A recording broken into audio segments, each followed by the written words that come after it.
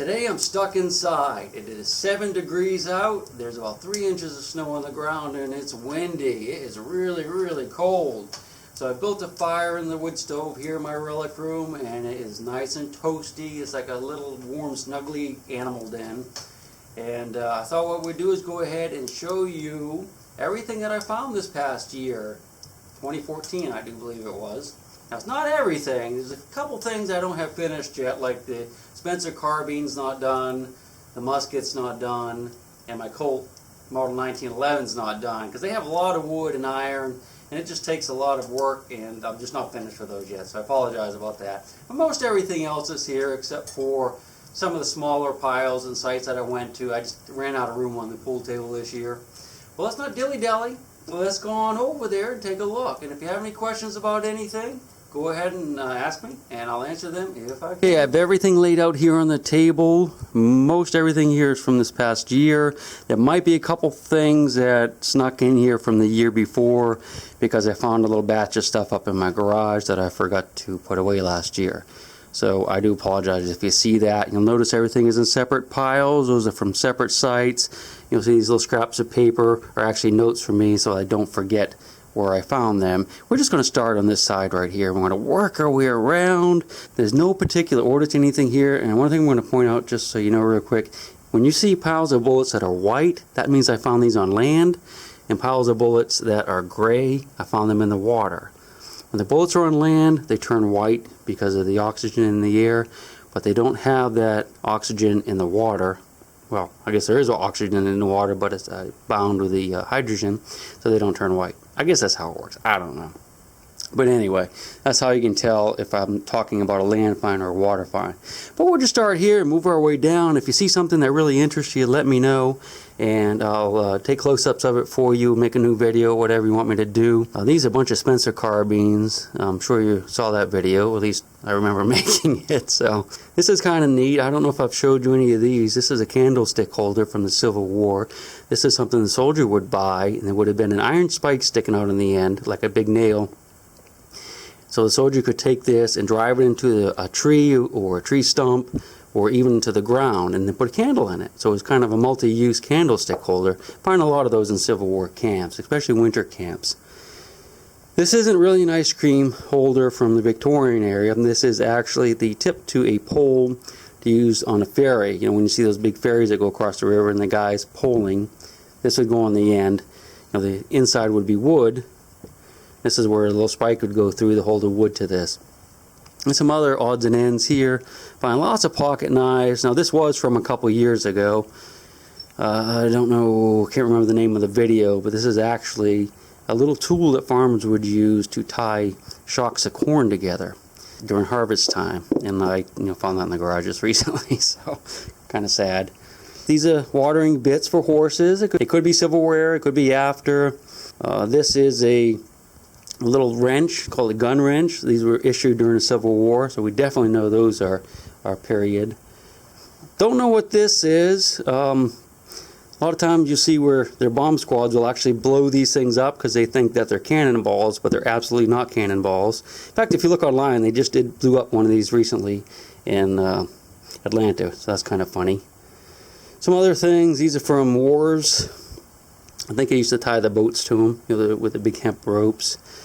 And odds and ends, a little bit of railroad stuff. I actually found quite a few of these this year, but I only put a couple out on display because I don't have a lot of room. This is really cool. This is a canteen, and you saw one of my latest videos. I had a flattened canteen, and that's actually coming up. But you can see where the spout is on it. But look, if you look close, you can see where a wagon ran over it. Okay, so this canteen was probably dropped in the roadway, and during the Civil War, and a wagon came by. This is how wide the rim was, the iron rim, and flattened it right out. Isn't that cool? I've seen them like this in books before, but that's the first one I've ever found like that. Some other odds and ends here. This is for a flintlock musket. This would probably predate the Civil War for sure. They did use these a little bit in the very, very beginning, but it's mostly like 1700 stuff right there, early 1800s. Put out one piece of pig iron. Actually found tons of this stuff this year, but I just put one out. Little coins in here. This is a pipe stem from the colonial era. I don't know if you remember this little buckle from one of my videos. It has one with a little map on the back. But I noticed if you look really close, it's actually, I do believe, it looks like somebody's face. Like there's two eyes here, a nose, and a mouth. You can see it goes up and around, maybe a kepi. Maybe that's a hat. So a soldier did that. And also carved a G in it, right there. So that's kind of interesting. We were hoping it was a map to some treasure, but it doesn't appear that that is what it's going to be. Big pile of bullets here. This is all from one farm. More bullets, more bullets. This is kind of neat. This is a Civil War button from Vermont. This is from the Vermont militia. Isn't that nice? Pretty cool, huh? Every state had their own militias, and most of them had their own types of buttons. These are some fossils that I found. These are like 100 million years old. This is a big vertebrae, probably from a whale. Some bones, a little more Indian pottery, with a little hammer there. These things are weird, though. I don't know what they are, but I found them in conjunction with the fossils, so I think it's something to do with the fossils. But these were all over the beach, these little round balls like this. But I think it's a natural formation, I would believe. I don't think it has anything to do with the Indian stuff. I mean, I didn't find these together. I think this is some type of, maybe where something was rolling around on the ancient seabed. These are kind of neat. These are Civil War bullets here. This was at a battle site where I find a lot of these small ones here. Those would have gone to the pistols. Most people don't realize that they had pistols like that during the Civil War, but they did. Here's some of the plates that I found. Aren't they pretty? And I just put these out because they have the different patinas. You can see how this one looks like it was dropped yesterday almost. It's beautiful. This one has kind of a weird color to it. And this is called a baby US. Look how much smaller it is. These are kind of rare. I think that's actually the first one I've ever found, one of those. And a few bullets. If you were on my Facebook page, you probably saw these. I don't think I made a video of those. Those are Burnside carbines. This is a colonial shoe buckle. And this was in a video just recently, too. That's a carbine sling buckle. And this shovel itself, too, is Civil War. Isn't that neat? Still has the wood on it. Let's see what else. The old telegraph wire, I do believe, but I'm not positive on that. Flattened canteen from one of my last videos. This was the video where I found the 10 shells. So I got it cleaned up pretty good. I guess it's going to not fall apart on me, which is always nice. I think this was a Bowie knife. Not really sure. I mean, it's definitely a big knife. It was found in an area where there was a Civil War battle, but I didn't really find a lot of Civil War stuff with it. So if any of you guys are experts on knives and can maybe give me... I wonder if that could have been a pike. Any chance that could have been a pike? Yeah, it's probably a knife. Well, let me know if you guys know what that is. This is part of a Colt pistol, one of those great big Colt horse pistols. Cylinder would have gone on here, of course the hammer. And that's pretty cool looking. There's something broken on it, and I think that's why they threw it away. I don't remember what it was, and I'm not seeing it, but there's a little piece that's broken. Here's some of the swords that I found. This is the fraternal sword scabbard. Hopefully the rest of the sword is still there. I'm going to go back and look for it in the spring. This is a blade that I found. I don't think I had a video of this one, but I actually found it in the same place where I found this and one of these swords here. One of the videos. I can't remember the name. But yeah, isn't that a cool sword? Look at this one. I didn't make a video of this either. Isn't that beautiful though? That's an eagle head on there. This is Civil War. I found this one and this one the same day. This is the one I found that I made the video of. A bunch of musket barrels here. This is the one that exploded, is one of my videos. That's really a cool find. This is one that was, I thought was meant around a tree, but if you look right here, it's got a big divot in it, right here. So there's a lot of conjecture that might actually be struck by like a cannonball or a piece of shell or something that might have bent that. So we're not sure if it bent because of that or somebody wrapped it around a tree. But it was destroyed on purpose or in battle, for sure. And some more barrels, and like I said, I don't have the good musket cleaned up yet, but I'm still working on that. You see the wood is kind of rough on this one. And let's see what else. Some bullets here. Something down here I wanted to show you. This is a picket pin. I don't know if you guys, if I've ever showed you any of these, or you've seen them in anybody's videos. But this is called a picket pin. This is what the cavalry soldiers would use to drive into the ground, and there's a swivel on here so they could tie the horses to them. And the horses could go round and around and feed and eat grass during the night or when they were resting. and not get away. It's called a picket pin for when the soldiers are on picket. Let's see, a bunch of axe heads. I love axe heads. I don't actually have them all out here because I kind of, like I said, I ran out of room. But I do like these things. I actually put a handle on one this year, and I'm using it now to split wood. This is another type of candlestick holder. I showed you the one over there. It had the two. This is just the one. You would stick this into the ground or to the top of a stump with that little spike right there, and just stick a candle in the end. I don't know what this thing is. I already had the hole in it. Not a cannonball. It's got some writing on it. Not sure about that. I have to do some more research. Oh, this is neat. You remember this? This is the pile of bullets that I found. These all came out of one hole. There's over 1,600 of these big round balls in there. You'll see these little buckshot. This is the buck and ball video. I didn't even count these yet. There's thousands and thousands of these in there. So, isn't that neat? And I found one plate in the same hole. And it's a beauty, huh? That's a box plate. Not a belt buckle, but a box plate. And a couple of things in here. You can see a pin and a couple buckshot that are fused together. But that's a really cool find. I mean, that just does not happen every year. And that kind of find has always been on my wish list. So I'm so happy I did that this year. And there's a bunch more left. So this spring I'm going to go up there and we're going to find a bunch more of those. These are the shells that I found. I'm not sure how many here. There's like 45 or 50. There might be one in here that I didn't find this year. And there's definitely one missing because it has the wood cup on the end of it, on the bottom of it. And I'm not done working on that yet. These are the 10 shells I found in that recent video I think I already talked to you about. These are the wood fuses that were in them. And just notice the variety too, the variety of shells that they used during the Civil War.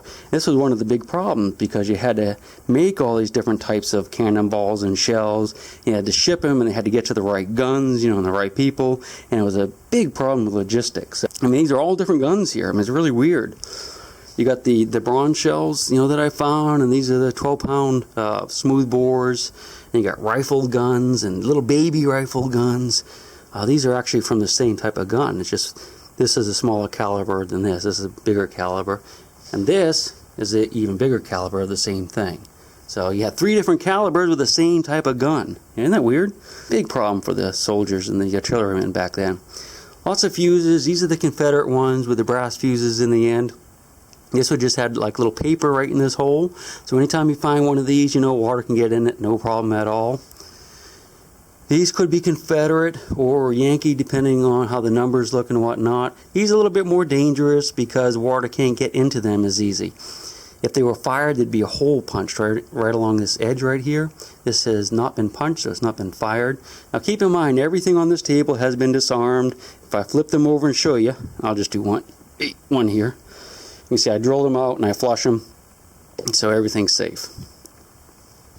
Found one World War II shell this year. This is the only one. I went there and there was a bunch of fishermen and the river was high, so I just decided I'd wait till this coming year. This is a cannonball that exploded and it's got all the K-shot in it. The stuck, I'm going to leave it like that. And that's pretty cool. That's from a 12-pounder. This is from a 6-pounder. So they had smoothbore guns with different size cannonballs too. So it was really confusing for those guys back then. And these, this is another little Borman, so you got to be careful with those. Another Confederate with the brass fuse. This is actually called a fuse adapter for you guys that are snickering at me right now that know better. The fuse would be the powder that actually goes in it. These are polyagonal mortar balls. On the inside of these, they're not smooth, they're not rounded like that. They're actually cut on angles so that when it exploded, separate pieces would come flying off, kind of like shrapnel. Which is interesting. Those are the first ones that I found like that. These are Schenkel shells. These are fired out of rifled guns. You can see there's a couple different kinds here. Again, different calibers of these too. So you had problems with that. You have reeds and parrots and all kinds of stuff. There's some Confederate bolts over here. This is actually a very rare one right here. This is a pretty rare bolt right here. And you can see some of these still have the wood on the bottom. And you got rope right here, which is kind of unusual. I gotta look into that a little bit. So yeah, I got a bunch of shells, and I could talk to you about them all day, but we don't have all day, and you guys probably aren't that interested in artillery. I know I am. There's a pile of stuff on the floor that I found. I've got a bunch of horseshoes here. Some of the nicer ones I went ahead and cleaned up, and I'll hang them on the walls down here or whatever. These are some more of those, for lack of a better word, I call them tie downs for ships. They would drive these into piers and tie the ropes to them, and you could hold the ships up against the wharves. So I got a bunch of those cleaned up, which is pretty cool, and a lot of odds and ends iron things down here. You know, I'm not going to pick through all those. I found this sign this year too, that was in the river, Piedmont cigarettes. Don't know what it's worth, but you see them online for selling for some pretty good money. So I'll probably sell that someday because I'll never put it on the wall. I showed you everything here. I know it was really quick, and I kind of apologize for that because I could talk to you all day about the things that are on this table. And if you want me to, like I said, just let me know. I will show you in detail the different things that I have, if they're of interest to you. And talk to you a little bit about them in different videos, or another video. I really appreciate you guys taking the time to watch the video. If you made it all the way to the end, now if you skipped through it, man, it was really awesome. Right in the middle, not exactly the middle, maybe 2 minutes before the middle or 2 minutes after. I'm not going to tell you. You have to watch. But anyway, no, seriously, thanks for watching. I'm glad we got this done this year, and I can put the stuff away now, because I have to get into this trunk to get some paperwork out of there. And that's really why I did this video today, because I have to get in the trunk. But if I have to move that stuff, I figured I might as well get it done. Alright, so we'll see you again next year. Same bat time, same bat station, same bat cave. And we'll make another video, and hopefully it will be awesome. Thanks for watching.